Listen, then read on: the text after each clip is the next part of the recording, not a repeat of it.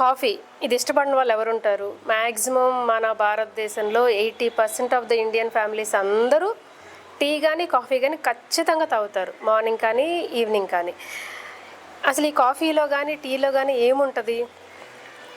ఇది కొత్తగా రీసెర్చ్లో కాఫీని ఒక డ్రగ్ కింద కన్సిడర్ చేశారు. దీనికంటూ ఒక ఎడిక్షన్ అనేది ఉంది.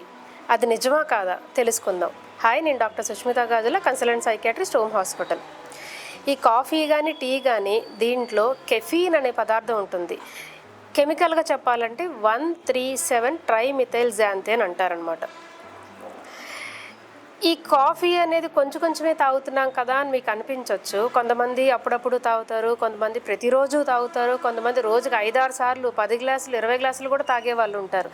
ఈ మధ్య ట్రెండింగ్ బ్లాక్ కాఫీ అని, క్యాలరీ కౌంట్ అని, ప్రీ వర్కౌట్స్ కింద మేబీ మార్కెటింగ్ పెరగనివ్వండి, కొత్త టీ బ్రాండ్స్ కానీ కాఫీ బ్రాండ్స్ కానీ రానివ్వండి, కేఫ్ కల్చర్, రోడ్డు మీద నడుస్తూ ఉంటే మంచి కాఫీ స్మెల్ వస్తుంటుంది, వెళ్ళి తాగేద్దామా అనిపిస్తుంటుంది.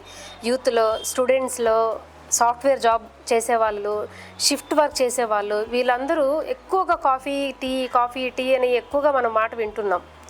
తెలియకుండా ఒక డ్రగ్ని మనం తాగుతూ మన కల్చర్ యాక్సెప్ట్ చేసిన దాన్ని మనకు తెలియకుండా మనం కొన్ని ఇబ్బందులు తెచ్చుకున్నాం. దాని గురించి తెలుసుకుందాం.